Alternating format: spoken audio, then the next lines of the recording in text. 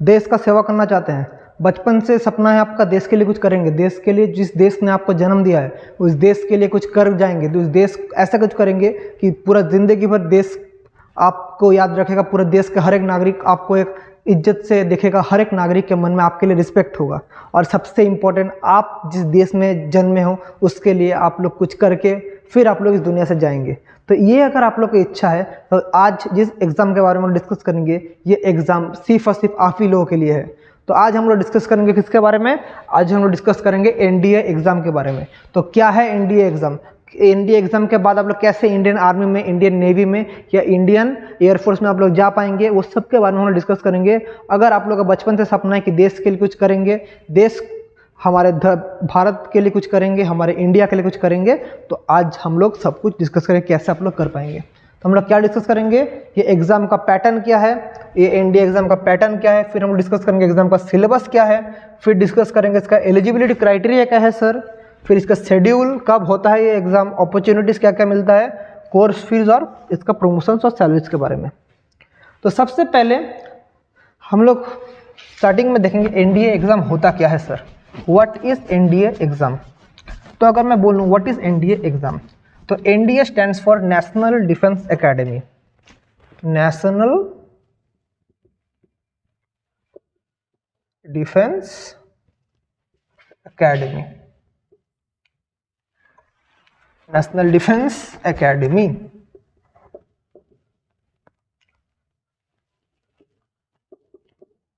तो आप लोग एनडीए एग्ज़ाम जो देंगे, एकेडमी में जाएंगे, आप लोग किन किन जगहों में आप लोग रिक्रूट होंगे? तो आप लोग रिक्रूट होंगे इंडियन आर्मी में, अच्छे से समझिए, इंडियन आर्मी या इंडियन नेवी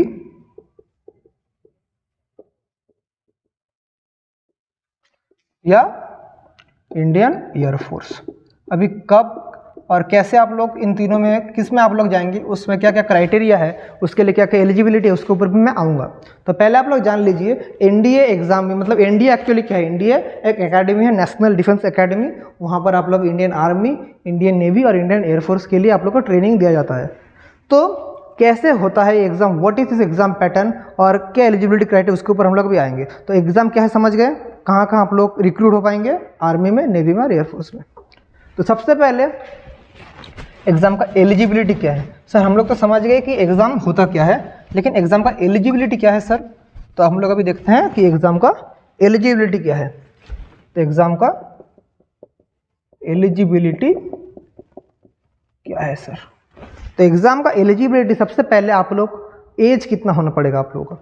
तो सबसे पहले मैं बोलूँगा आप लोग का जो एज होगा, आपका एज 16.5 ईयर्स से 19.5 ईयर्स के आसपास आप लोग का एज होगा। ये स्ट्रिक्ट है।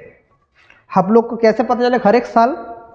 हर एक साल इसका लिमिट सेट किया जाता है। हर एक साल इस ईयर से इस ईयर में आप लोगों का एज लिमिट होना पड़ेगा, नहीं तो आप लोग का नहीं होगा।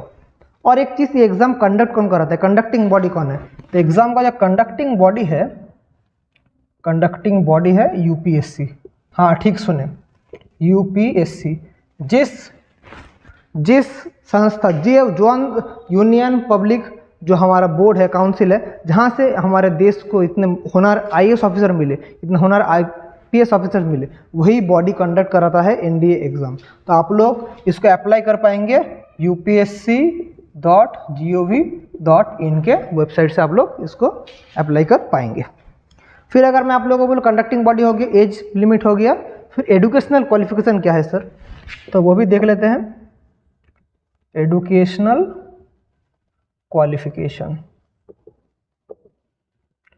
तो एजुकेशनल क्वालिफिकेशन आप लोग को 12th पास होना पड़ेगा या अपीयरिंग, 12th पास और अपीयरिंग का मतलब क्या है? एज फॉर एग्जाम्पल मैं बोलूँ अभी कौन सा साल है, 2024। अगर इस साल आप लोग क्लास 12 का एग्जाम दे रहे हैं, मतलब 2024 में आप लोग अगर पास आउट होंगे तो आप लोग एलिजिबल है। लेकिन अगर आप लोग 2025 में आप लोग एग्जाम पास आउट होंगे तो आप लोग एलिजिबल नहीं है। मतलब जो लोग क्लास 11 में अभी है या जो लोग का क्लास 12 का एग्जाम नेक्स्ट साल होगा, वो लोग एलिजिबल नहीं है।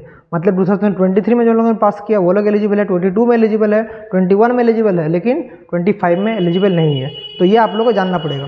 तो एजुकेशनल क्वालिफिकेशन है 12th पास और अपीयरिंग। इसके बाद भी एक तो क्राइटेरिया है, सिर्फ क्या 12th पास। अगर आप लोग इंडियन आर्मी में जाना चाहते हैं तो आप लोग सिर्फ 12th पास होने से चलेगा। लेकिन अगर आप लोग इंडियन नेवी या एयरफोर्स में जाना चाहते हैं तो आप लोगों को तो 12th पास होना ही पड़ेगा। इसके साथ ही साथ आप लोग के जो सब्जेक्ट कॉम्बिनेशन में आप लोग को मैथ्स और फिजिक्स रहना पड़ेगा। क्यों सर, ऐसा भेदभाव क्यों? तो इसीलिए बेटा, जब आप लोग नेवी या एयरफोर्स में रहेंगे, अगर एयरफोर्स में आप लोग पायलट बनते हैं या नेवी में आप लोग क्या बनते हैं, उधर भी आप लोग नेवी में आप लोग अगर आप लोगों को कोई बोट क्या बोल रहा हूँ मैं, कोई भी शिप या सबमरीन आप लोग को कंट्रोल करना पड़े तो वहाँ पर आप लोगों को वाटर का वेलोसिटी जानना पड़ेगा, कितना डिग्री में आप लोग रोटेट करेंगे। आप लोग एयरफोर्स में पायलट बनेंगे, कितना ग्रेविटी काम कर रहा है, कितना जी काम कर रहा है, कितना आप लोगों का सेंट्रीफ्यूगल फोर्स काम कर रहा है, वो सब कुछ आप लोगों को कैलकुलेट करना आना पड़ेगा। वो मैथ्स और फिजिक्स से बिना नहीं होगा। तो इसलिए बच्चों दिल छूटा मत कीजिए। जो लोग आर्ट्स से हैं, आप लोग अगर आर्ट्स स्ट्रीम में हैं, आप लोगों के लिए इंडियन आर्मी का दरवाज़ा हमेशा के लिए खुला रहेगा। आप लोग मन लगा के मेहनत कीजिए, क्योंकि आप लोग आर्मी में रह के भी जितना सेवा कर पाएंगे, आप लोग नेवी और एयरफोर्स में जाके भी उतना ही सेवा कर पाएंगे। ये आपके ऊपर है, आप लोग कितना सेवा करते हैं। सबका मकसद देखिए, देश को सेवा करना, देश को प्रोटेक्ट करना। तो आर्मी का भी जितना इज्जत है, नेवी और एयरफोर्स का भी उतना इज्जत है। तो कोई भी छोटा कोई भी बड़ा नहीं है। तो ये समझ गए। और इसके अलावा और एक तो एलिजिबिलिटी क्राइटेरिया ये है कि वी शुड बी अनमैरिड। आपको अनमैरिड रहना पड़ेगा। लेकिन बच्चे अनमैरिड कब तक? मतलब बिफोर एग्जाम और ट्रेनिंग पीरियड के दौरान। आप लोग सारा जिंदगी भर अनमैरिड नहीं। आप लोग अनमैरिड कब तक रहना पड़ेगा? Before exam and during training period. आप लोग ट्रेनिंग जब कंप्लीट हो जाएगा, आप लोग जब ज्वाइन कर जाएंगे, तब आप लोग शादी करिए। किसी का कोई भी उसमें कोई भी आपत्ति नहीं है। लेकिन एग्जाम का पहले और ट्रेनिंग पीरियड के दौरान आप लोग अनमैरिड आप लोग को रहना पड़ेगा। कैमरा में आ रहा है? मैं थोड़ा चेक कर लेता हूँ कैमरा में आ रहा है कि नहीं। हाँ, कैमरा में आ रहा है, ठीक है। तो आप लोग ड्यूरिंग ट्रेनिंग पीरियड हो गया। एलिजिबिलिटी क्राइटेरिया समझ गए। अभी एग्जाम पैटर्न क्या है सर? ये तो समझ गए सर, लेकिन एग्जाम का पैटर्न क्या है तो वो भी देख लेते हैं। चलो, तो what is the exam pattern? तो एग्जाम पैटर्न जो होता है बच्चों, ये 3 तो स्टेज में होता है। अच्छे से समझिए। ये आप लोग कौन सा कंडक्टिंग बॉडी समझ गए, उसके बाद क्या क्या एलिजिबिलिटी है समझ गए। अभी आप लोग को समझना पड़ेगा कि एग्जाम का पैटर्न क्या है। तो एग्जाम पैटर्न, तो आपका एग्जाम जो यहाँ पर होता है ये 3 स्टेजों में होता है। 3 स्टेजेस, और हर एक स्टेज इंपॉर्टेंट है। तो सबसे पहले अगर मैं बोलूँ क्या है स्टेज 1, सबसे पहले स्टेज 1 के बारे में अगर मैं बोलूँ तो स्टेज 1 क्या है? स्टेज 1 को बोलते हैं written test. Stage 1 written test. और ये रिटन टेस्ट कैसा रिटन टेस्ट होगा? मतलब रिटन मतलब आप लोग को कोई ऐसे कोई पैराग्राफ नहीं लिखना है, ये पूरा ऑब्जेक्टिव टाइप होगा। मतलब ये सिर्फ MCQ टेस्ट होगा, MCQ टेस्ट। और इसमें आप लोगों को क्या करना पड़ेगा? कंप्यूटर के सामने यहाँ पर आप लोगों का OMR शीट फिल करना पड़ेगा। OMR शीट में आप लोगों का होगा एग्जाम, और आप लोगों को black ball point pen use करना पड़ेगा, जो आप लोगों का एग्जामिनेशन सेंटर में आप लोगों को प्रोवाइड किया जाएगा, ब्लैक बॉल पॉइंट पेन। तो समझ गए। तो रिटन टेस्ट किस किस सब्जेक्ट के ऊपर होता है? तो बच्चों रिटन टेस्ट होता है मैथ्स और जनरल स्टडीज के ऊपर रिटन टेस्ट होता है। तो अभी क्या है मैथ्स जनरल स्टडीज, तो दोनों में टॉपिक सब टॉपिक क्यों किया? क्योंकि दोनों का अलग अलग वेटेज है। अगर मैं सिर्फ मैथ्स का बारे में बोलूँ तो मैथ्स का आपका जो एग्ज़ाम है इसमें आप लोग को 2.5 आवर्स यानी 150 मिनट्स मिलेगा, जिसके अंदर आप लोगों को 120 क्वेश्चंस करना पड़ेगा। और टोटल मार्क्स कितना है पता है? टोटल यहाँ पर आप लोग को 300 मार्क्स का एग्जाम होगा। सिर्फ किसका? मैथ्स का आप लोगों का 300 मार्क्स होगा। और आप लोग क्लियरली देख पा रहे हैं 150 मिनट्स 120 क्वेश्चंस। तो हर एक क्वेश्चन में आप लोग को 1 से 1.5 मिनट के ज़्यादा आप लोग को नहीं मिलेगा। तो आप लोग को 1 से 1.5 मिनट के अंदर ही आप लोग को हर एक क्वेश्चन सॉल्व करना पड़ेगा। तो ये होता है। अभी बोलेंगे सर सिलेबस क्या है? मैथ्स का सिलेबस क्या है सर? तो सिलेबस अगर मैं बोलूँ मैथ्स का, ये आप लोग को क्लास 12 तक आप लोग को मैथ्स ओवरऑल आना चाहिए, अप टू क्लास 12 तक आना चाहिए। अगर मैं पर्टिकुलरली सिलेबस बोलूँ तो 7 टॉपिक्स तो आप लोग का मैथ्स में आना ही आना चाहिए। क्या क्या 7 टॉपिक्स?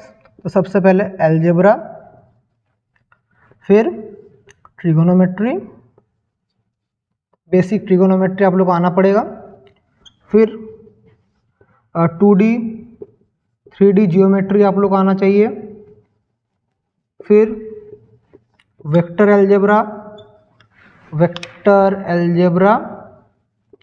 और आप लोगों को क्या आना चाहिए?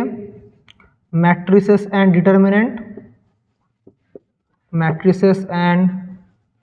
डिटर्मिनेंट्स। इसके बाद आप लोगों को क्या हुआ? Algebra, trigonometry, 2D 3D geometry, vector algebra, matrices, determinant, हाँ स्टैटिस्टिक्स एंड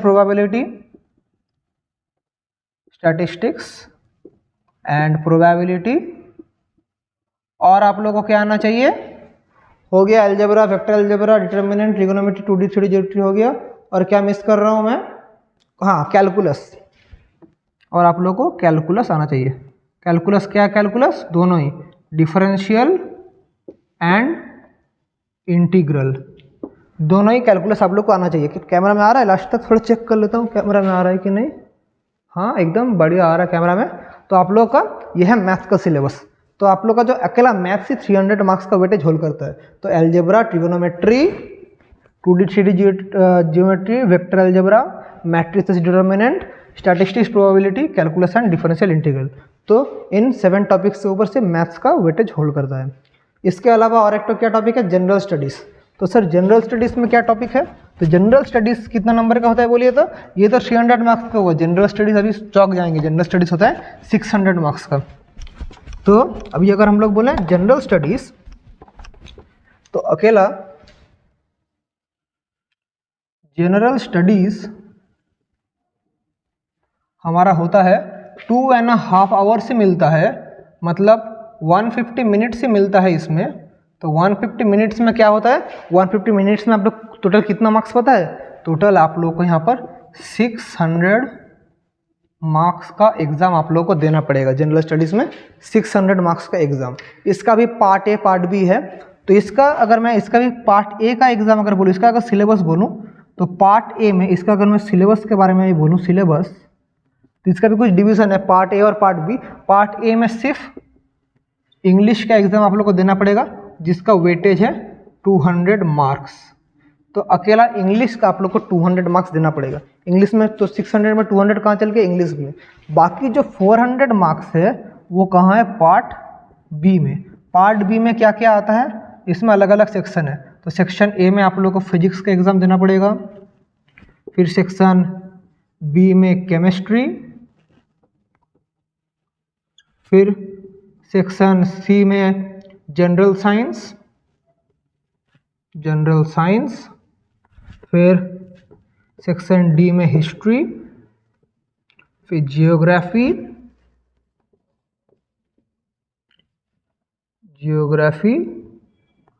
और डीई, और सेक्शन एफ में आप लोग को करंट अफेयर्स। तो इन सारे टॉपिक्स के ऊपर आप लोग का एग्ज़ाम देना पड़ेगा। और ये जो टॉपिक्स है ये होल्ड करता है 400 मार्क्स। तो देखिए, तो स्टेज 1 में मैथ्स में कितना हो गया? 300, जनरल स्टडीज़ में टोटल 200 प्लस 400 600 मार्क्स। कैमरा में आ रहा है लास्ट तक? कैमरा में हाँ आ रहा है। तो टोटल 400, 200, 600 और यहाँ पर 300। तो टोटल जो हमारा स्टेज 1 था, तो स्टेज 1 में टोटल कितना नंबर आया बच्चों? तो स्टेज 1 में आप लोग का टोटल आ गया 300 प्लस 600, दैट इज 900 मार्क्स का आप लोग को एग्ज़ाम देना पड़ेगा स्टेज 1। लेकिन अगर इसको क्वालिफाई करते हैं तो ये इसका ये मतलब नहीं है कि आप लोग एनडीए में क्वालिफाई कर गए, ये सिर्फ पहला स्टेज है। तो अगर आप लोग स्टेज 1 क्वालिफाई करते हैं, तो आप लोग किसके लिए एलिजिबल है? स्टेज 2 के लिए एलिजिबल है। तो अगर आप लोग स्टेज 1 क्वालिफाई करते हैं सक्सेसफुली, अभी आप लोग एलिजिबल है किसके लिए? स्टेज 2 के लिए एलिजिबल है। और स्टेज 2 को क्या कहा जाता है? स्टेज 2 को कहा जाता है एसएसबी टेस्ट। तो एसएसबी टेस्ट क्या है? तो सर ये एसएसबी टेस्ट बहुत ही एक खतरनाक और इम्पोर्टेंट टेस्ट है। तो रिटन टेस्ट के बाद ही एसएसबी टेस्ट, इसका भी 2 पार्ट है। इसका अगर पार्ट 1 बोलूँ तो इसका पार्ट 1 है OIR, मतलब ऑफिसर इंटेलिजेंस रेटिंग। सबसे पहले ये टेस्ट किया जाता है ऑफिसर का कितना इंटेलिजेंट है। ये मतलब एक इंटरव्यू राउंड ही है मेनली, ऑफिसर्स इंटेलिजेंस रेटिंग, इसे कहते हैं OIR, officer intelligence rating OIR। इसके साथ ही साथ आप लोग का पिक्चर और वीडियो परसेप्शन भी देखा जाता है। Picture perception, picture and video perception, यानी कि आप लोगों को सामने एक पिक्चर दिखाया जाएगा या आप लोगों के सामने एक वीडियो प्ले करवाया जाएगा, फिर आप लोग को बोलेगा आप क्या सोचते हैं इस वीडियो के बारे में, आप क्या सोचते हैं इस पिक्चर के बारे में, फिर आपका पर्सपेक्टिव देखा जाएगा। यह है पार्ट 1। और पार्ट 2 क्या है, इंटरव्यू लिया जाता है। फिर क्या, इंटरव्यू के बाद ग्रुप टास्क दिया जाता है। फिर आप लोगों का मेंटल एजिलिटी टेस्ट किया जाता है। मेंटल एजिलिटी देखा जाता है आप लोग मेंटली कितना स्ट्रांग है। और ये जो टेस्ट करते हैं कोई नॉर्मल आदमी टेस्ट नहीं करता, ये सभी उन हाई रैंक्ड ऑफिसर से आप लोग को ये एसएसबी टेस्ट लेते हैं। वो ऑफिसर्स जो खुद इस एग्ज़ाम को क्वालिफाई करके आज उस पोस्ट में बैठा है, वही ऑफिसर्स आके आप लोग का ये टेस्ट लेगा। तो समझ पा रहे किस लेवल का टेस्ट होगा। और ये टेस्ट क्यों इंपॉर्टेंट है, क्योंकि कोई भी बच्चा अगर मन लगा के पढ़ता है तो इजीली रिटन टेस्ट पार कर देगा। लेकिन एक रिटन टेस्ट पार करने का मतलब ये नहीं है कि वो आर्मी के लिए एलिजिबल है, क्योंकि आर्मी के लिए पैशन होना चाहिए और देश के प्रति प्रेम होना चाहिए। वो सब कुछ कहाँ टेस्ट किया जाएगा, यहाँ पर टेस्ट करके आप लोग को फाइंड आउट इजीली कर जाएगा आप लोग का टेस्ट अच्छा से पढ़ के सिर्फ दिए, ये आप लोग का जुनून भी है। तो ये है एसएसबी टेस्ट। समझ गए व्हाट इज एसएसबी टेस्ट। और ये टेस्ट बहुत खतरनाक टेस्ट है। पर लगातार 5 से 6 दिन आप लोग को वहाँ पर रख के ये वाला टेस्ट होगा। आप लोग जब क्वालिफाई करेंगे आप लोग को बुलाया जाएगा, रहने के लिए जगह देगा, वहाँ पर आप लोग को 5 से 6 दिन लगातार ये टेस्ट होता रहेगा। तो अभी अक्लर आप लोग स्टेज 2 भी पार कर चुके हैं, अभी है final stage that is stage 3। तो व्हाट इज स्टेज 3 देख लेते हैं। तो स्टेज 3 ये है मेडिकल टेस्ट। तो आप लोग बोलेंगे सर ये क्या हुआ, मैंने रिटन टेस्ट पास कर लिया, मैंने एसएसबी टेस्ट पार कर लिया, लेकिन अगर मेडिकल टेस्ट फेल हुआ तो मैं क्या करूँ। तो बच्चों आई एम वेरी सॉरी, अगर आप लोग मेडिकल टेस्ट फेल करते हैं आप लोग रिजेक्ट कर दिए जाएंगे, आप लोग के लिए कोई भी ऑप्शन नहीं रहेगा। तो सबसे लास्ट में किया जाता है मेडिकल टेस्ट। यहाँ में आप लोग का चेक किया जाता है आप लोग अंडरवेट है या ओवरवेट है, आप लोग का कोई भी इंटरनल कोई इंजरी है कि नहीं, आप लोग कोई डिजीज़ के लिए आप लोग का सिम्टम्स है कि नहीं, आप लोग का चेस्ट का साइज़ ठीक है कि नहीं, आप लोग का हाइट ठीक है कि नहीं, ये सब चेक किया जाता है। तो ये सब मेडिकल टेस्ट है। और ये मेडिकल टेस्ट में बहुत कुछ चेक किया जाता है। आप लोग किसी भी डॉक्टर के पास जाकर आप लोग का फिटनेस टेस्ट करवा सकते हैं, आप लोग का क्या क्या आप लोग सिम्टम्स है आप लोग वो टेस्ट कर सकते हैं, फिर आप लोग देख पाएंगे आप लोग मेडिकली फिट हैं कि नहीं। तो ये मेडिकल टेस्ट सबसे लास्ट में किया जाता है। तो जब आप लोग ये तीनों स्टेजेस को सक्सेसफुली पार करेंगे तभी आप लोगों को कहाँ पर एडमिशन मिलेगा, एनडीए नेशनल डिफेंस एकेडमी में। इन तीनों स्टेजों को कंप्लीट करने के बाद ही आप लोग को चांस मिलेगा। तो इतना आसान नहीं है। आसान इसलिए नहीं है क्योंकि जब भी आप इधर घुस जाएंगे आपका पोस्ट एकदम कंफर्म हो जाता है। ठीक है, तो आप लोग ये समझ गए कि एग्ज़ाम का पैटर्न क्या है, एग्ज़ाम का सिलेबस क्या है, एग्ज़ाम का उसके बाद एग्ज़ाम में क्या क्या अभी हम लोग देखेंगे कि एग्ज़ाम आप लोगों को क्या क्या डिग्रीज देता है और ये एग्ज़ाम की वजह से आप लोग क्या क्या फैसिलिटीज़ आप लोग को मिलेगा वो हम लोग देखेंगे। तो अभी सबसे पहले हम लोग कंडक्टिंग बॉडी सीख गए, एग्ज़ाम का पैटर्न सीख गए। अभी हम लोग देखेंगे एग्ज़ाम का शेड्यूल कब होता है ये एग्ज़ाम। तो एग्ज़ाम शेड्यूल, तो आप लोग मन में अगर क्वेश्चन रहा सर मैं समझ गया एग्ज़ाम पैटर्न और एग्ज़ाम का टेक्निक, अभी हम लोग अगर पूछे एग्ज़ाम का शेड्यूल क्या है तो what is the schedule for this exam, देख लेते हैं क्या है एग्ज़ाम शेड्यूल। तो एग्ज़ाम कितना बार होता है साल में, ये साल में ट्वाइस कंडक्टेड किया जाता है। तो exam conducted twice a year. और ये डिसीजन में गवर्नमेंट का बहुत ही सपोर्ट करता हूँ, क्योंकि किसी भी बच्चे का बाई एनी चांस कोई भी एक्सीडेंट या फैमिली में कुछ प्रॉब्लम या कुछ भी अगर एक एग्ज़ाम मिस हो गया या एक एग्ज़ाम बहुत ही ख़राब हुआ, उसको 1 साल वेट नहीं करना पड़ेगा, वो कुछ महीने अच्छे से मेहनत करके फिर वो एग्ज़ाम दे पाएगा। तो ट्वाइस हो जाता है। तो एनडीए 1 का जो एग्ज़ाम है वो होता है कब, अप्रैल में। ये मैं एग्ज़ाम बोल रहा हूँ, नोटिफिकेशन नहीं। और एनडीए 2 मतलब जो इसी साल जो सेकेंड अटेम्प्ट होता है वो होता है सितंबर में। तो आप लोग NDA 1 है अप्रैल सितंबर, तो इसका नोटिफिकेशन और फॉर्म लगभग मार्च फरवरी के आसपास आ जाता है और इसका जुलाई अगस्त के आसपास आ जाता है। जुलाई अगस्त तो नहीं, मतलब जून जुलाई के आसपास इसका आ जाता है। तो ये साल में 2 बार होता है एग्ज़ाम, अप्रैल और सितंबर में। सीख गए। इसके साथ आप लोगों को क्या क्या डिग्रीज ऑफर किया जाता है। आप लोग अगर आफ्टर रिटायरमेंट आप लोग का फ्यूचर प्लानिंग के लिए सिक्योर करना चाहते हैं, आप लोग का पोजीशन, मतलब मैंने आर्मी में इतना साल मैंने सेवा किया, लेकिन मैं तो क्लास 12 के बाद उधर गया था। क्लास 12 के बाद मैंने अलग से तो कोई भी डिग्री परस्यू नहीं किया, तो क्लास 12 के बाद मैंने डायरेक्ट उधर जाके इतना साल मेरे देश के लिए सर्विस किया। तो मुझे क्या कोई डिग्री मिला? क्या मैं बाहर जब मैं रिटायरमेंट लेके आऊँगा तो मैं बाहर अगर किसी को बोलूँ मेरा क्या डिग्री है, या मैं अगर किसी जगह जॉब के लिए जाऊँ तो मेरे पास क्या डिग्री रहेगा, बहुतों का क्वेश्चन रहता है। तो अभी हम लोग देखेंगे जब हम लोग NDA में जाएंगे आप लोग क्या क्या डिग्री आप लोग को ऑफर किया जाएगा, तो वो अभी हम लोग देखेंगे। तो देखिए, तो सब अभी देखेंगे हम लोग डिग्रीज ऑफर्ड, तो क्या क्या डिग्री ऑफर किया जाता है। तो डिग्रीज क्या क्या दिया जाता है। अगर आप लोग इंडियन आर्मी में सर्व करते हैं तो आप लोगों को BA, BSc या BSc इन कंप्यूटर साइंस का डिग्री आप लोग को मिलेगा। कहाँ से मिलेगा? आप लोग को JNU जवाहरलाल नेहरू यूनिवर्सिटी से ये डिग्री आप लोग को मिलेगा। और अगर आप लोग इंडियन नेवी या आप लोग एयरफोर्स में रहते हैं, एयरफोर्स में आप लोग रिक्रूट होते हैं, तब आप लोगों को बीटेक डिग्री दिया जाएगा। इंजीनियरिंग डिग्री बीटेक आप लोग को दिया जाएगा। बीटेक किस में दिया जाएगा अगर मैं बोलूँ पर्टिकुलरली, तो सबसे पहले बीटेक आप लोग को दिया जाएगा अप्लाइड इलेक्ट्रॉनिक्स एंड कम्युनिकेशन, ये एक तो ब्रांच हुआ, इसमें आप लोग परस्यू कर सकते हैं। या आप लोग मैकेनिकल ब्रांच में कर सकते हैं, मैकेनिकल इंजीनियरिंग फील्ड में भी आप लोग को मिलता है। इसके अलावा आपको मिलता है इंफॉर्मेशन टेक्नोलॉजी में, IT इंजीनियर, इंफॉर्मेशन टेक्नोलॉजी। और आप लोग कहाँ मिलता है? Computer science engineer, CSE, computer science engineering आप लोग कर सकते हैं।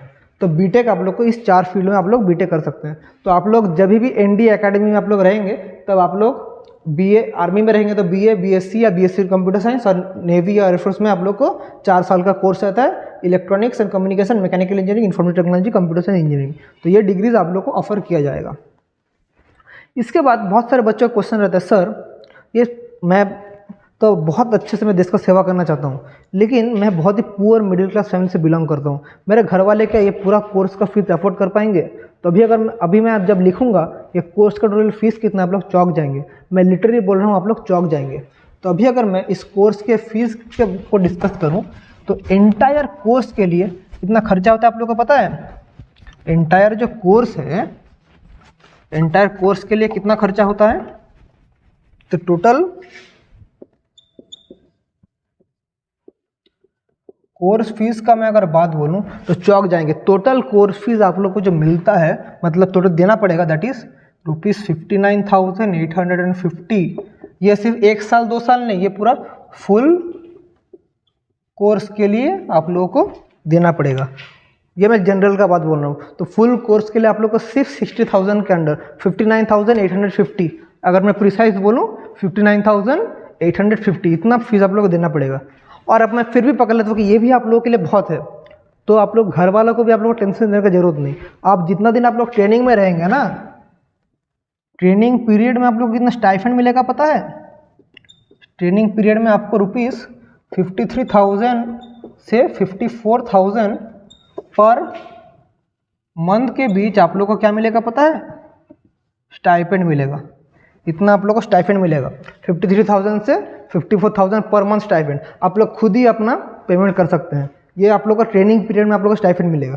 और जब आप लोग ट्रेनिंग से निकलेंगे, अगर आर्मी में ज्वाइन करते हैं तो पहला पोस्ट ही आप लोग को लेफ्टिनेंट का पोस्ट मिलेगा। आपके अंडर 50 लोग, 100 लोग, 100, 200 लोग काम करेगा, तो वो भी आर्मी के ऑफिसर्स ही होंगे। तो ये मैं बोल रहा हूँ, सबसे पहला पोस्ट लेफ्टिनेंट, फिर आप लोग का प्रमोशन बहुत ही जल्दी होता है।